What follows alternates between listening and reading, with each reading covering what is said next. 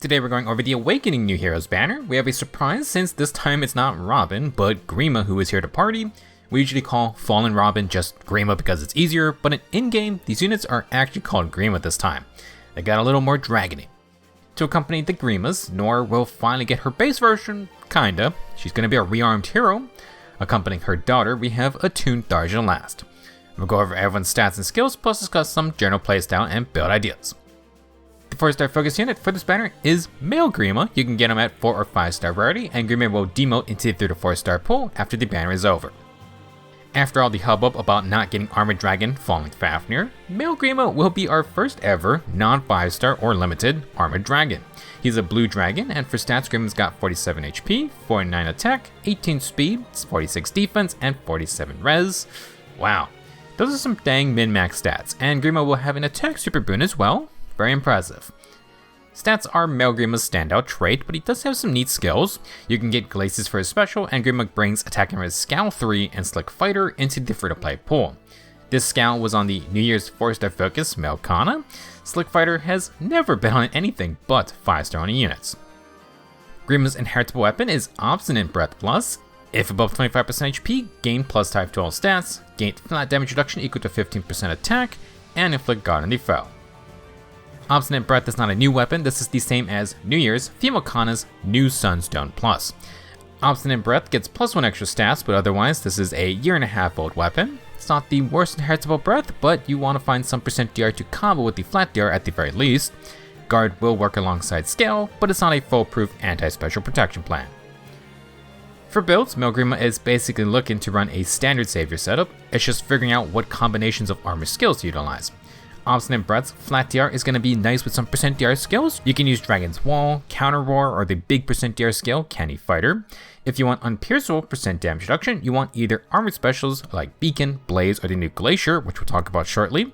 Depending on if you go near or far save and are stacking more defense or res, you can pick the appropriate themed armored special. As a dragon, Grima can just use Dragon's Roar. It requires a res check, but the percent damage reduction works on melee or ranged. The main issue will be charging these types of specials. Even if you get backup from the new refine of Year's Valoria or the Dual Lear's Divinely Inspiring, Grima will leave these specials on 1 cooldown before getting attacked. To activate their percent DR, you're counting on the foe to have their special, and if you scowl them, then that's not happening. Kind of an odd situation. If you can upgrade to Slick Fighter 4, Grima will get another flat DR source. If you just want Omnibreaker with Breath type cooldown, then you could use Vengeful Fighter 4. Generally speaking, Grima would prefer an Arcane Dragonstone. Arcane Grima is a little dated, so I would go with Arcane Full Arts if you can. Access to Slang makes it easier to trigger Dragon's Roar with something like the new Counter Fighter, Valoria, or the Alliers. That can go with Twin Save for double percent DR activations. If you want to run the newer Dragon Flame 4 cooldown special, this thing will hit with Ignis level damage and heal 30% max HP. Full Arts could charge it up for a counterattack, but if you want some insurance, you can use Dragon Scales in the B slot. We aren't charging Dragon Flame in time for the first hit taken, but Grima will hit back hard with a big stat boost, a free follow-up, and 50% DR piercing. You can pair this with more Scowl effects, Savior skills, and maybe Hardy Baron. Without any unique passives, Grima can use the Attune slot for Distant Counter or Scowl. Scowling Fighter is a new option, and Grima can pick between Twin, Briar, or the higher/lower ground Savior skills. You can stack flat stats with Stronghold or go for the big in-combat Diluvial boost. If you wanted to use Counter Fighter, we have Wily or Slick Fighter Sacred Seals to get access to a follow-up. Overall, regular Male Grima is very cool, but will require some new skills. If you want a more aggressive, non-arcane inheritable, you can use Ice Tribe Nails' Ice Dragonstone Plus. That has a free follow-up attack with 50% DR piercing. That might be better fitting for a cheaper build. Next up, we have regular female Grima. She's colorless Armored Dragon with 48 HP, 48 attack, 18 speed, 45 defense, and 40 resistance. Another min-max stat line, and this Grima has a res super boon. For old skills, you can get Defense and Res Scowl 4 and Wily Fighter 4, still no easy way to get the tier 3. This Grima has a unique weapon called Despairing Breath at the start of each turn. If healthy, this Grima can hand out Rally Spectrum and a fall prevention status to her allies within 2 spaces. This weapon grants a flat +3 res. If initiating or above 25% HP, Grima will inflict attack, defense, and res debuffs equal to 5, plus the number of foes within 3 rows or columns times 3. If there are 3 foes, you can get up to -14 debuffs. You get the same max value if Grima triggers Savior. For other effects, Grima has got true damage and flat DR equal to 20% resistance. She inflicts guard on the foe and restores 7 HP after combat. Outside of Rally Spectrum, this is a very basic weapon. Fall Denial and Guard are some of the oldest tanking abilities. Both can get bypassed fairly easily. Grima will be left with true damage and flat DR plus some after combat healing. Rally Spectrum will be nice for the team, but take note this Grima doesn't have Slang. For our new inheritable special, Grima's got Armored Glacier, the recoil special that boosts damage by 40% res. If the foe is melee and any special is ready or is triggered in combat, reduce the next attack by 40%. Armored Glacier is the long-awaited melee version to Armored Flow. Kinda weird they never made this sooner, and dragons can't just use Dragon's Roar instead. This Grima has attack and res Briar near save, so for the most part, Glacier will be fine to keep. This Briar skill grants +4 attack and res against melee foes and gives 5 flat DR against first attacks. It then empowers counterattacks by reflecting back 40% of the original damage from the enemy prior to any kind of damage reductions. This is only the second Briar variant and the first near save version. Briar is a more offensive counterpart to Twin Save. It does indeed stack with Legendary Black Knight's new reflex status. For playstyle, we have another tanky savior. This Grima has Rally Spectrum and Fall Denial support, which is good. If people don't bring no fall, you can punish them. In terms of her game plan, Grima wants to scowl foes, so she only tanks a basic attack. Grima will get -2 cooldown before attacking, which charges Armored Glacier. She has Briar save to reflect back some damage, and her weapon plus Wily Fighter come with true damage. If the foe follows up, Grima will have the 40% DR ready. My main issue with this plan is that Grima may not get any % DR before getting to counter, and this goes for Brave Fits too, which is kinda risky. Counter Fighter, Near's Valoria, or the Illyris could help with charging Armored Glacier, but without Slaying, Grima still won't have it ready. Like with male Grima, one way to synergize with Valoria or the Illyris is to use Dragon Scales. The mini Lagu's friend -1 cooldown before getting hit will help charge Armored Glacier. If you think Grima has enough bulk to tank basic attacks, then you don't have to do this, but offensive units are getting pretty wild out there. Now another benefit of Dragon Scales is getting 50% DR piercing. Assault Fighter provides similar benefits. If you want to stack Scowl, we got Scowling Fighter and the Echo Scale. Like male Grima, you can basically just mix and match the various army skills to your liking. Stronghold, Boost Day skills, Twin Save, Far Save, Lower Higher Ground. We got Distant Counter Seals or Echo, and this Grima can run Dragon Flame. Unfortunately, without Slaying, you may need something like Special Fighter on top of Rally Spectrum to make sure it's charged. All in all, regular female Grima is nice if you need Rally Spectrum, but I don't think she's replacing any of the premium armors. I am a fan of the basic tanking abilities like Fall Denial, but you need something more spicy to keep up these days when attackers inevitably get past that. Next, Rearmed Noire is bringing a lot of fun stuff. She's a right infantry archer with 30 HP, 46 attack, 47 speed, 35 defense, and 28 res. She has a speed super boon, and these are some nice offensive stats with decent defenses. For old skills, Noire brings Curved Shot, great archer only special for unpierceable 40% DR. She also has Speed Taker for great talent stacking, speed advantages, true damage, and no guard. I swear the next time we get momentum, it's gonna be when the FV4 remake happens. For the third Arcane Bow, Noire brings Arcane Hex Bow, 14 might, every turn, if above 25% HP, inflict discord on the closest enemy and foes within 2 spaces. This is a slaying weapon and can grant up to +14 stats if the foe can get up to 72 flat attack. This weapon deals true damage equal to 15% attack and has 7 flat damage reduction. Last, it has Preempt Pulses, -1 instant cooldown before attacking. Not surprising, Slaying plus Preempt Pulse has been the standard for a while now, same with the true damage and flat DR. Our last Arcane Bow was almost 2 full years ago, so Hex Bow comes with the new +14 stats potentially. Last, you got Discord debuffing. Not really a crazy debuff, but it's fine against groups of enemies. Noire can utilize Discord for her unique C skill.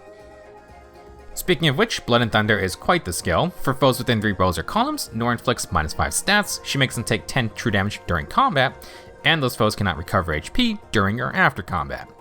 If the enemy has a feud effect, it can neutralize the after combat anti-healing part.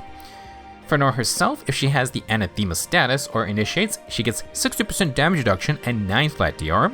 She neutralizes the foe's field boss, gets full no follow-up, and heals 7 HP after combat. Last, if Anathema is active, or if you initiate on foes with any penalty, Noire can disable the enemy's specials. First off, Noire has a Crux range debuff for -5 stats, 10 true damage and basically deep wounds. As for Anathema, this was a status from Ninja Tharja. Attuned Tharja brings it back, but Noire can get it another way.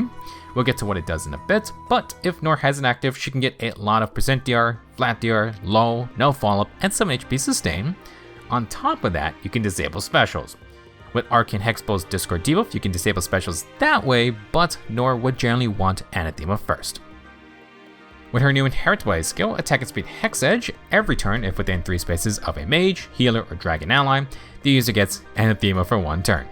With this status, you get +7 attack and speed, +5 true damage, and at last, 50% DR piercing.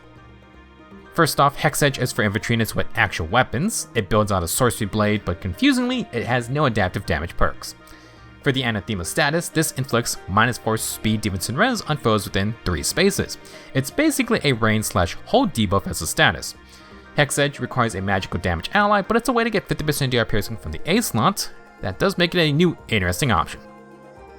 For her playstyle, Rearmed Noire is very similar to Forgato. By disabling specials, you can get rid of full DR piercing specials. Noire then combines 60% DR with curve shots 40% DR. Even if the enemy has 50% piercing, she still gets 58% damage reduction, and then you got 16 flat DR after. Noire's not going to be the tankiest archer, but certainly more sturdy than most, and she's not getting blasted by a special. Assuming she initiates, Hexbow can charge Curve Shot for immediate use. If Noire can tank a hit, Speed Taker's No Guard will recharge Curve Shot. Noire has no follow-up to double and will get another special off potentially. On top of this, Noire's got 4 true damage sources from her kit. There are a lot of stat advantages including low and speed debuff neutralization. You then got good old 50% piercing from Hex Edge. To be honest, not really a lot of improvements to make here. You could run close counter for funsies, but without Hex Edge you can't get Anathema without Tharja on your team. You would need Anathema for enemy phasing anyway, so yeah, I would just keep her base kit. For Sacred Seals, you can use Finish or Bonus Doubler. Desperation could be useful for later fights, and you can stack some HP with Squad Ace. If you want to grab an Attuned skill, you can technically use Times Pulse to pre-charge Curve Shot for the enemy phase. That is one weakness of Noire. Tempo isn't really needed since there's no enemy specials and Speed Taker has no guard. For more general skill, Attack Oaths buffs and Warping is nice. Noire can get around to position her Anathema and Blood and Thunder debuffs. In conclusion, Rearmed Noire is pretty fun. If you like Forgato, then here's another similar archer that can mess with specials and stack a lot of percent DR. Noire's got a good debuffing effect with anti-healing, just be careful of the field effects. Our last unit for today is Attuned Tharja, who is dressed up like her daughter. They actually share quite a lot in terms of gameplay.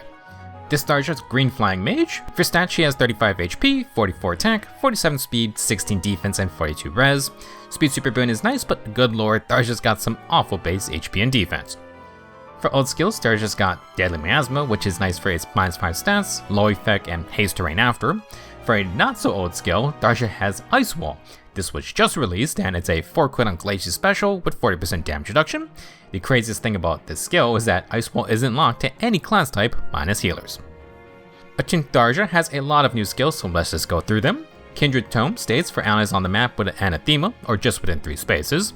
Tharja gives them +5 attack and speed debuff neutralization, and +7 true damage. For herself, Tharja's got Slang and can get up to +14 stats if there are 3 allies within 3 rows or columns. She also has the attack and speed debuff neutralization part. She gets defense and no follow-up, she has 50% DR piercing, and heals 7 HP after combat. Tharja will deal true damage equal to X times 5 and reduce damage by X times 3. This X value is the number of positive statuses active on Tharja plus the number of negative statuses active on the foe. Max of 5 advantageous statuses to get 25 true damage and 15 flat damage reduction. Anathema comes up again, but don't worry, Tharja will be passing it out herself. She can give those allies extra attack and speed and true damage. For her own combat, Tharja has a lot of good stuff. Slaying, 50% DR piercing, true damage and flat DR. She only gets defense and no follow-up, which is interesting. Slower foes can't use free follow-up skills against her. Tharja's unique A skill is already dead. It grants a flat +9 stats. At the start of either phase, if within 3 spaces of an ally, Tharja grants Anathema and charge to herself and those allies. If she initiates or is near an ally, Tharja gets -X cooldown before attacking. She gets X times 20% damage reduction, another X times 3 flat damage reduction, and if X is 2 or greater, she disables enemy specials. X is going to be the number of allies on the map with Anathema active. This can max out at 3 allies and doesn't include Tharja herself. Basically, Already Dead is just like Noire's Blood and Thunder. Tharja wants to give 3 allies Anathema. Doing so is going to give Tharja 60% DR, 9 flat DR, and disable specials. Unlike Noire, Tharja can also get -3 instant cooldown. It is noteworthy that Tharja gives multiple allies Anathema. It's basically a whole debuffing skill, so it can stack. If you're in a tight formation, for example, 4 Anathemas would inflict -16 speed, defense, and res. For her Attuned X skill, Tharja brings Crux Echo. Foes within 3 rows or columns suffer -3 stats and a free follow-up attack. Very simple, Crux Echo is just like its C-skill version, it is for flyers only. Great for slower allies, and fast units like Tharja can use the free follow-up to cancel follow-up denial. Fun fact, OG Tharja's Refine was eventually become the Rain C skills. Those would have become Hold, which is what Anathema is. Hold then became Crux, so here we are. There is one more inheritable skill, and that's Speed and Res Havoc. At start of either phase, inflict -7 speed and res, sabotage, and schism onto foes with less res than the user and that are within 2 spaces of another ally. After start of turn skills trigger on the player phase, if there are 2 foes with sabotage still active, the user will get con to 1. In battle, you can inflict -4 speed and res, and you get true damage equal to 20% res. Havoc is relatively new. The first skill was on Ancient Goto. It requires a res check and foes have to be grouped up. The sabotage effect can double up the -7 speed and res, and Schism disables the potent triangle attack, dual strike, and pathfinder statuses. Schism can really mess up teams trying to abuse things like Emblem Lens Astral Storm style. Now, in terms of playstyle, Tharja wants to be near 3 allies to give Anathema and charge. She will use her flat 9 stat boost from Already Dead to trigger Havoc's debuffs, plus get con to 1. If you can do all of this, Tharja will have 5 advantageous statuses for her 25 true damage and 15 flat DR. Already Dead will then give 60% DR, 9 flat DR, and disable specials. It also gives -3 instant cooldown, which is going to pre-charge the Slaying Ice Wall special. Tharja initiates with this nuke, and you will have the unpierceable 40% DR after. Similar to Noire, you're comboing these percent DR sources, and the foe can only pierce a portion of it after. If they relied on specials for DR piercing, then they're in a bit of trouble. Now, if Tharja can survive, Crux can help her double and hopefully finish the job. She can retreat, lay down the haze terrain, and get ready to nuke again. The main issue is that Tharja's base physical bulk is so bad that the decent damage reduction effects might not be enough. If you want to increase your chances, try to get Tharja attack debuffs. You could try to skirt around attacks with Desperation, and in theory, Tharja could be fun with Vantage or Speed Preempt due to her instant cooldown charging. I think keeping Havoc though will be fine. For the C slot, you could run Attack and Res Oath for more flat stats plus warping. Guidance would be nice to pair with her charge support, and naturally Fatal Smoke can help whittle down the tankier teams. You could snack Crux effects, but that may not be worth the fodder.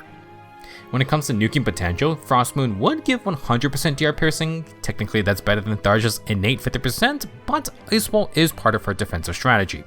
You can use other 4 cooldown specials like AoEs or Astra. If you want to get really funky with matchups, Miracle is another option. Tharja will need 1 more cooldown to have it ready. In the end, Attuned Tharja is just like her daughter, but with much less defense compared to Res. She can offer Anathema stat stacking, plus her weapons extra debuffing. You got Havoc and Crux for more support, and Tharja can drop an Ice Wall nuke while disabling specials.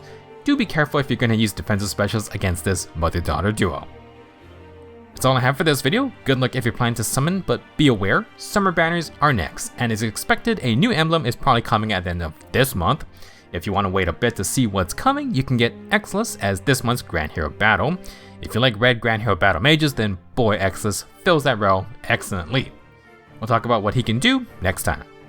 Thank you for watching, I will see you in the next video.